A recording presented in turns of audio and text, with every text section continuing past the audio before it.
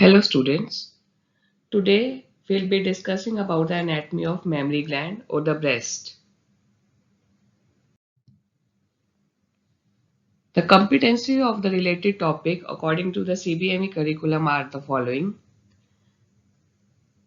So we'll be discussing about the mammary gland under the following headings.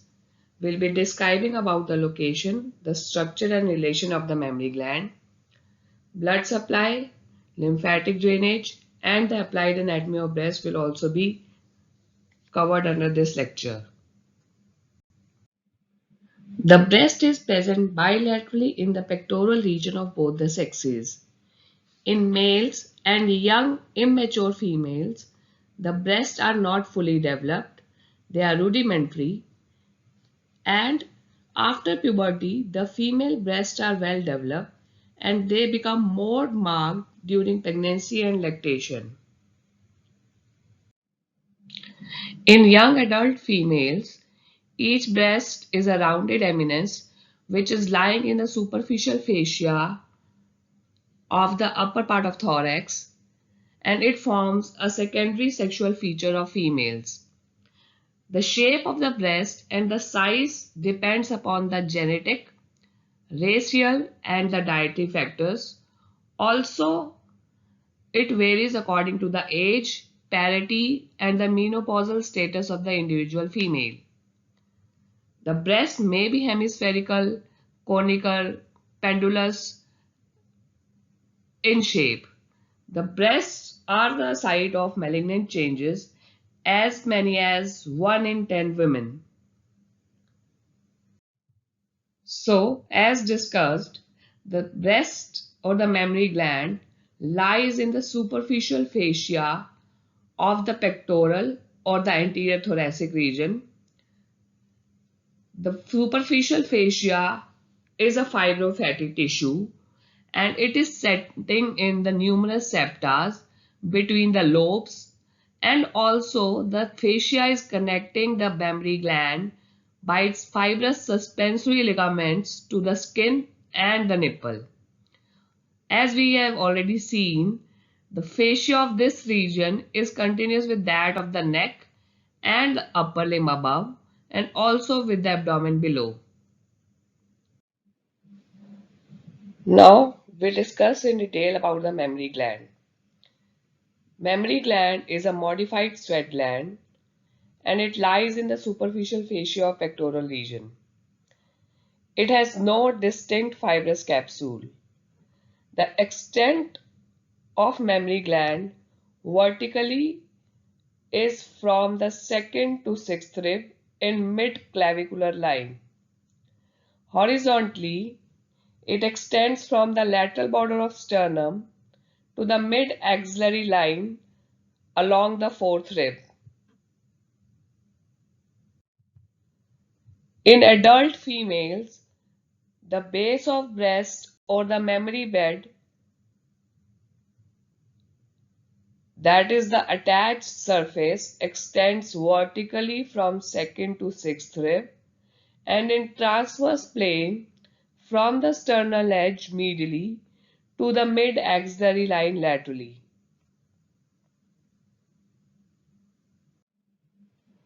The supralateral quadrant is prolonged towards the axilla along the infralateral edge of the pectoralis major muscle, from which it projects a little and it makes sense through the deep fascia up to the apex of axilla, forming what is known as axillary tail or spans. So, for all the practical purposes, the breast is lying in the superficial fascia of the pectoral region, except a supralateral extension that is piercing the deep fascia to form the axillary tail of spans. Now we discuss about the structure of mammary gland. The skin that covers the gland has a central nipple. It is a conical projection below the center of the breast at the level of fourth intercostal space, and it is pierced by 15 to 20 lactiferous ducts. The lactiferous duct contains longitudinal and circular smooth muscles which are rich in sensory nerve endings. Surrounding the nipple is a circular pigmented area of skin that is known as areola around the base of nipple. It is rich in sebaceous glands which become enlarged during pregnancy, forming what is known as tubercles of Montgomery, which provide for the lubrication of nipple during lactation. So we can appreciate here that a nipple is a central conical projection surrounded by a circular pigmented area of skin that is known as areola. Also, we can appreciate the tubercles of Montgomery. Beneath the areola, each lactiferous duct is dilated to form a lactiferous sinus before passing through the nipple. The skin of nipple as well as areola is rich in melanocytes and therefore is darker in color than the skin covering the remainder of the breast. Also, further darkening occurs during the second month of pregnancy onwards and subsequently it persists to a variable degree. Also, the skin of nipple and areola is devoid of hair and there is no fat subjacent to it. Next component of the breast would be parenchyma. The breast consists primarily of fat, which is compartmentalized between the glandular tissue as well as connective tissue septa. So the parenchyma of breast is made up of three things, that is the fat, which is compartmentalized between the glandular tissue and the connective tissue septa. The glandular tissue lies within a dense fibroareolar stroma and from which the suspensory ligaments extend to the deeper layer of skin. In this picture, we can appreciate the suspensory ligaments. These are the suspensory ligaments which are extending to the deeper layer from the skin. Talking about the glandular tissue of the breast, the glandular tissue of tuboalveolar type is arranged in the form of 15 to 20 pyramidal lobes. Each lobe, as we can appreciate, is a cluster of alveoli and is drained by a separate lactiferous duct. The lobes are arranged in radiating pattern and they converge towards the areola. Each lactiferous duct is dilating or expanding to form 15 to 20 subareolar lactiferous sinuses, and the lactiferous duct further open at the nipple. Also, each lactiferous duct drains a segmental system of smaller ducts and lobule. In this picture, we can see the lactiferous duct is draining a segmental system of smaller ducts and lobule. Each segmental duct divides into a number of terminal ducts from which numerous secretory gland outpouch to form what is known as alveoli. The area of breast parenchyma drained by one terminal duct is known as lobule. So, a terminal duct which is draining an area of parenchyma forms a lobule of breast. Therefore, each lobe contains numerous lobules. This is a lobe containing numerous lobules. The lobules, as we can see, is surrounded by fibrofatty stroma along which runs the blood vessels and nerves. So if we see the glandular tissue consists of 15 to 20 pyramidal lobes, and each lobe is being drained by a separate lactiferous duct. The lobes are arranged in a radiating manner and they converge towards the areola. Each lobe we can appreciate is a cluster of alveoli and is drained by a lactiferous duct, which are 15 to 20 in number, and the lactiferous ducts are opening at the nipple. Near termination or beneath the areola are the dilations, which are the lactiferous sinuses. So, if we discuss structure of breast, it is made up of three components: the glandular tissue, which is arranged in the form of pyramidal lobes; the fibrofatty stroma. Talking about stroma, it is forming the supporting tissue and it is made up of fibrous and fatty component. The fibrous stroma modifies to form ligament of Cooper, which anchors the overlying skin and glandular component to the deeper pectoral fascia, and the fibrous component therefore adheres the overlying skin to the underlying deep pectoral fascia. The fatty component of the stroma forms the bulk of gland except beneath the areola and nipple, from where the fat is absent.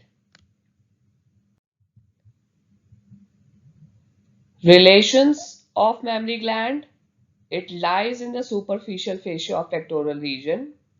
A small part, that is the superolateral quadrant, pierces into the deep fascia to lie in the axilla, forming axillary tail of Spence. The axillary tail of Spence lies in relation to the anterior group of axillary lymph node. Talking about deep relations, it is formed by the structure which are forming the mammary bed. The deep fascia, which covers the pectoralis major, separates the gland from the structures forming mammary bed.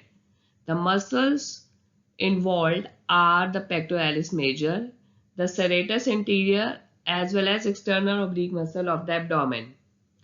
Also, we can appreciate a space, that is the retromammary space, which contains loose connective tissue.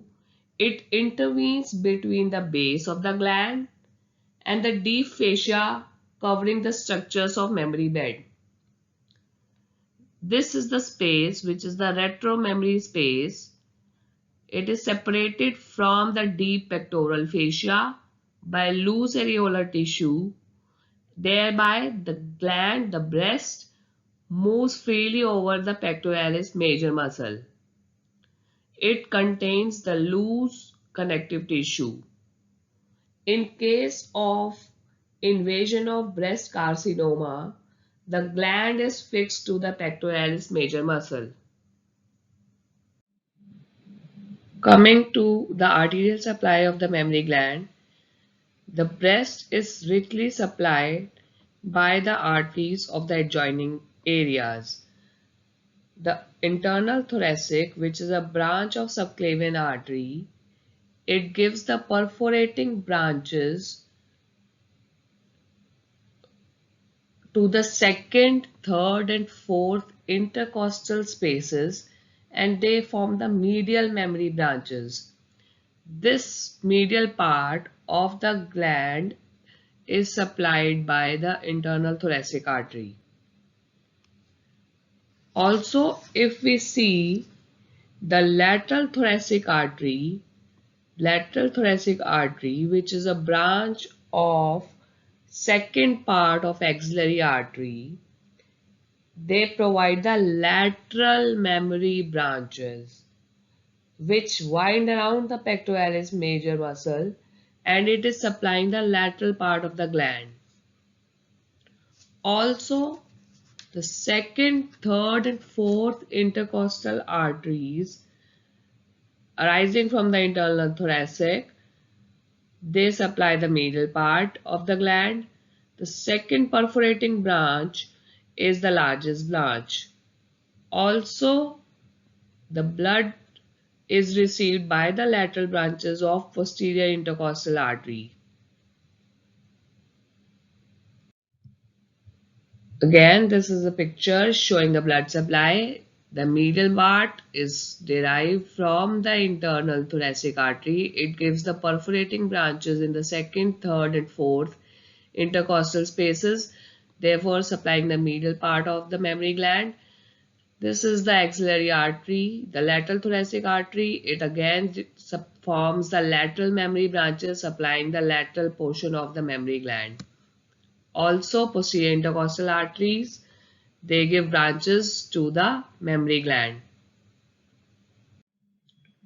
Coming to the venous drainage, they follow the corresponding arteries. The three principal group of veins would include the perforating branches of internal thoracic vein, the perforating branches of posterior intercostal vein, and the tributaries of axillary vein. The veins, they converge towards the nipple to form the anastomotic venous circle, that is the circulus venosus beneath the areola. From this plexus, the vein radiates towards the periphery in close proximity to the skin, and it drains into the superficial veins, which drain into the internal thoracic veins and the veins of neck. The deep veins drain into the internal thoracic, the axillary vein, and the posterior intercostal vein.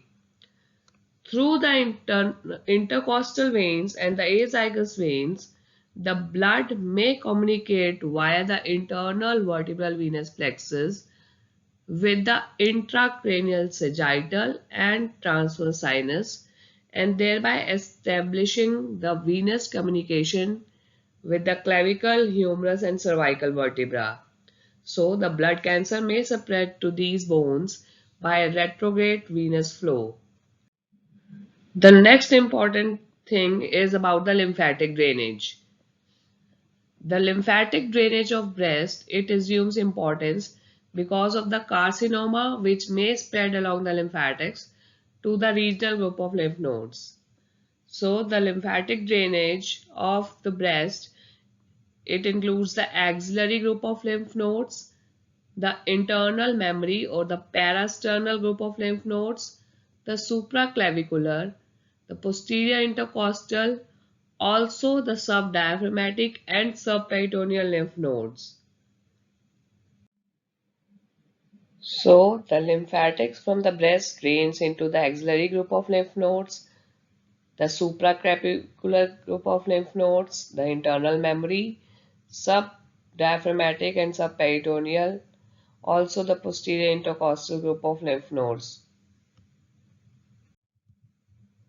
The axillary group of lymph nodes are arranged in 5 groups, and they drain the breast, the pectoral region, upper abdominal wall, and the upper limb. Talking about the anatomical classification of axillary lymph node, they are arranged in the anterior, the posterior, central, lateral, and apical groups. The anterior or the pectoral group, it lies along the lateral thoracic vein. The posterior or the subscapular group lies along the subscapular vein. The central node, they lie in the upper part of axilla. The lateral group, it lies along the axillary vein in the upper part of humerus. Also, we have apical nodes which are infraclavicular in position. There is a rotor group of lymph nodes which is interpectoral in position. Another classification is the surgical classification that divides the axillary group of lymph nodes in 3 levels based on their positioning in relation to the pectoralis minor muscle. Level 1, it lies below the pectoralis minor, so it includes the anterior, the lateral as well as posterior group of lymph nodes, axillary group of lymph nodes. Level 2, it lies behind the pectoralis minor muscle, thereby it includes the central group of lymph nodes. Level 3, it lies above the pectoralis minor, thereby it includes the apical group of lymph nodes. We will now discuss in detail about the various group of axillary lymph node. Starting with the anterior or the pectoral group, the anterior axillary group of lymph nodes are 20 to 30 in number. It lies deep to the lower border of pectoralis major muscle along the lateral thoracic vessels.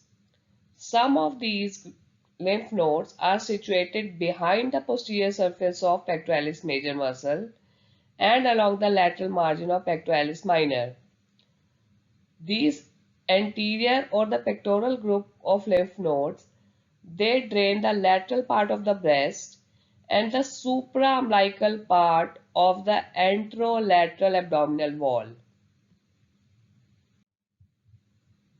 The posterior or the subscapular group of lymph node, they are 6 to 7 in number and they are situated on the posterior wall of axilla along the subscapular vessels and the thoracodorsal nerve.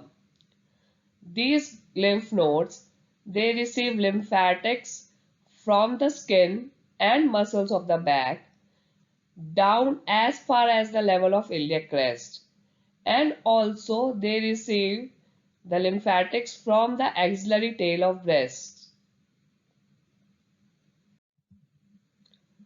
Third group is the lateral or the branchial group of lymph node. They are 4 to 6 in number and they are situated on the lateral wall of axilla along the commencement of axillary vein.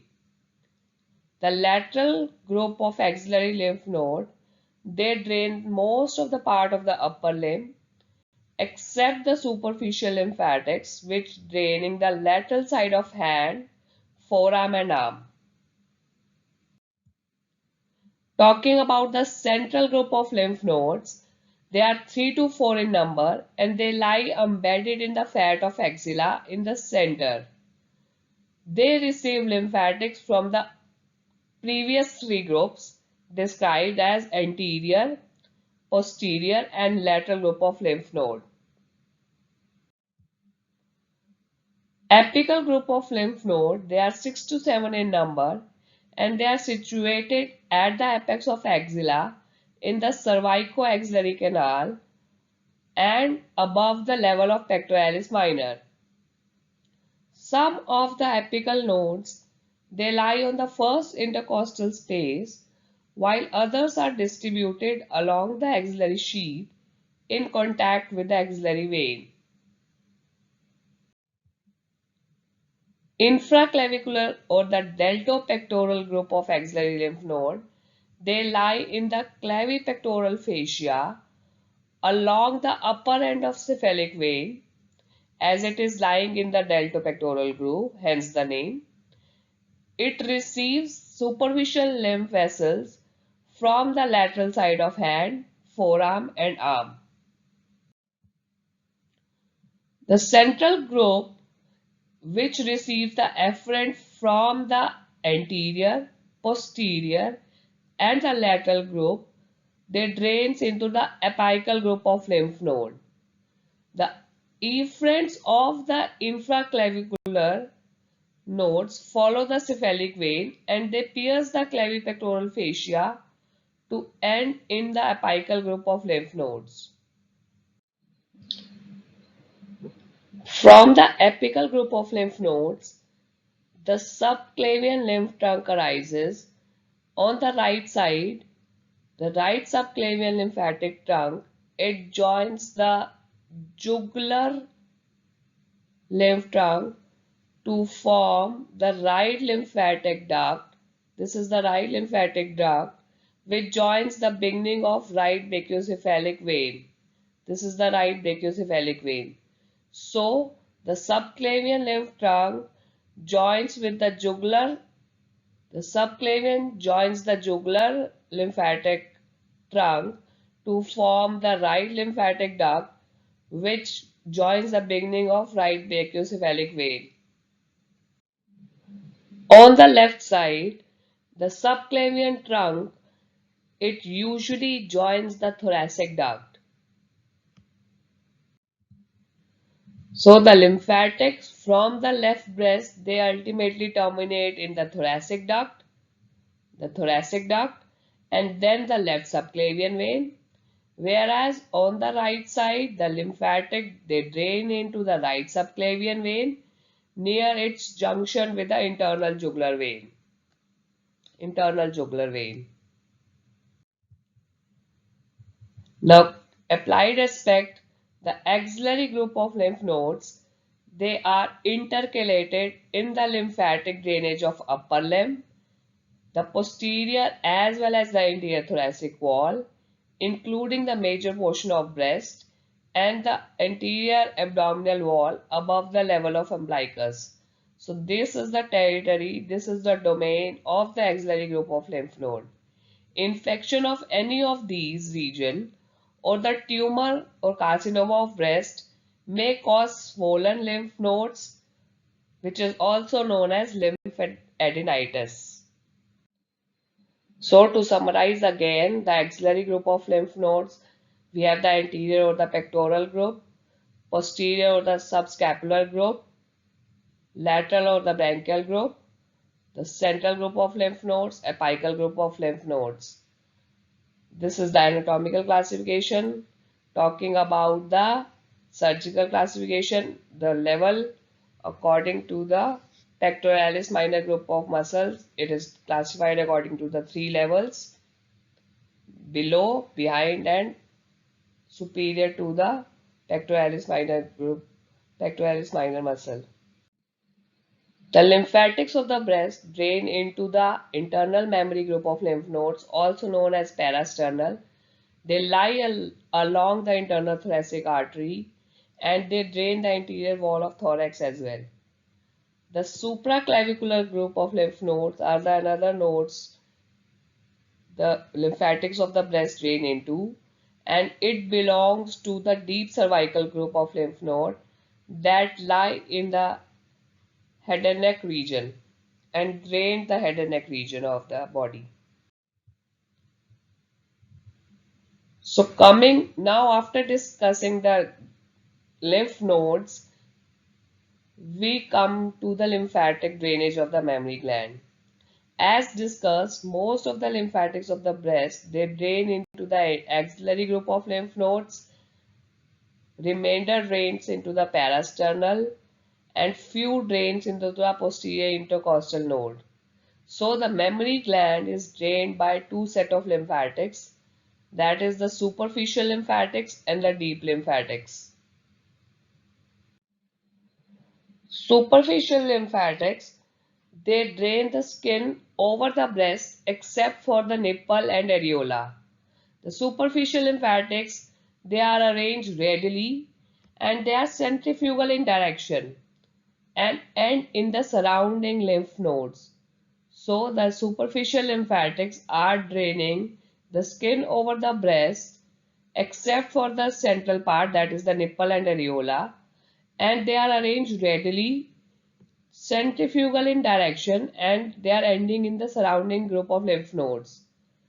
The upper marginal area is drained into the infraclavicular group and into the supraclavicular group. The lateral quadrant, as we can see, is draining into the anterior group of lymph nodes. Upper medial quadrant is draining into the parasternal group of lymph nodes or the internal thoracic, and via this it may communicate to the opposite side.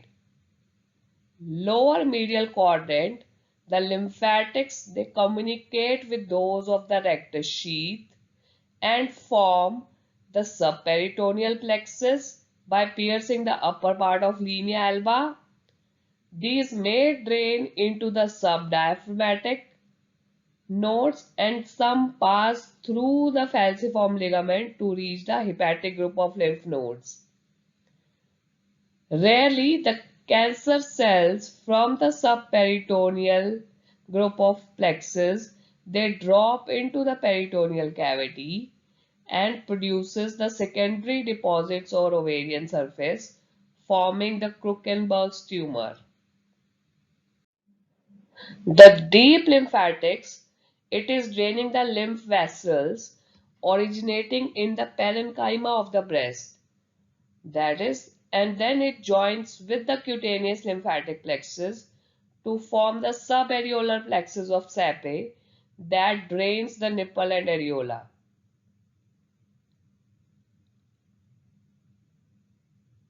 So the deeper lymphatics, they drain the parenchyma of breast, including the nipple and areola. The efferent lymph vessels, they are arising from the gland. The 75% of the lymphatics, they drain into the anterior group of axillary lymph nodes, which are lying along the lateral thoracic discussed previously. The axillary tail, that drains into the posterior group of lymph node, all ultimately drain to the central group of lymph nodes and finally draining into the apical group of axillary lymph nodes. 20% of the lymph vessels will either enter the parasternal group of lymph nodes lying along the perforating branches of internal thoracic, draining both the medial as well as lateral part of the breasts. 5% drains into the posterior intercostal group of lymph nodes. They accompany the posterior intercostal vessels and it drains the lateral as well as posterior part of the gland. The internal thoracic chain or the parasternal group of lymph nodes, they may drain inferiorly into the abdominal cavity via superior and inferior epigastric lymphatic routes and may reach up to the groin. The connecting lymphatic across the midline, they may provide access of lymphatic flow to the opposite axilla. So here we can see the spread of carcinoma as we have already described the Krukenberg's tumor, and it may spread to the abdominal cavity. Also, it may cross to the opposite side and may involve the secondary or the so lymphatics from the left breast, they ultimately terminate via the thoracic duct and the left subclavian vein. On the right side, the lymphatics, they drain into the right subclavian vein near its junction with the internal jugular vein. Coming to the applied aspect of the mammary gland, we can see the retraction of nipple, which is due to the extension of growth along the lactiferous duct, thereby causing subsequent fibrosis, resulting in the indrawing of nipple. Then we have the dimpling of skin, which may occur due to the invasion of ligament of Cooper during the carcinoma of the mammary gland. This may lead to fixation of glands to the underlying pectoral fascia. PUD orange is another clinical condition in which the pits of hair follicle, they appear to be retracted beneath the level of the surrounding skin, just like the outer surface of orange appears.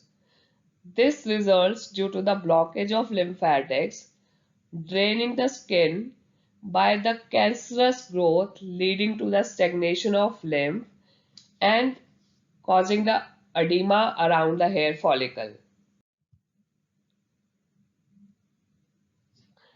A point to note is that the carcinoma of breast, it arises from the larger ductal epithelium. The smaller distal duct, they are the sites of benign fibroadenomas. Also, the prognosis of breast malignancy, if it involves the upper and outer quadrant, is the best. Lower and outer quadrant is less favorable. Upper inner quadrant is dangerous due to the proximity or closeness to the mediastinum. Lower and inner is again dangerous due to the proximity to the peritoneal cavity. Now, word about the development of mammary gland. In the sixth week of intrauterine life, an ectodermal thickening occurs on the ventral wall as a longitudinal ridge that is known as milk ridge. It extends on either side from the axilla to the groin. From the axilla to the groin, the ridge, it persists only in pectoral part in humans, whereas in dogs and pigs, whole part of the milk ridge is persisting, whereas in sheep and cow, only the inguinal part remains. In humans, we appreciate the milk ridge only in the pectoral part. In the second month, a depression known as mammary pocket appears in the center of milk ridge in the pectoral region. The third month, the solid bud, they grow from the mammary pocket into the underlying mesoderm, but no acini are formed. In the seventh month onward, 7 to 9 months, the central cells of these buds, they degenerate and they become hollow, which now divide and further subdivide to form acini. At the time of birth, the inverted nipple becomes everted by the growth of underlying stroma. Developmental anomalies may be amastia, where is the absence of whole of the gland. Gynecomastia, they are enlarged breast in males, maybe due to the hormonal imbalance. Supernumerary or polymastia, they may be SST breast tissue along the milk ridge.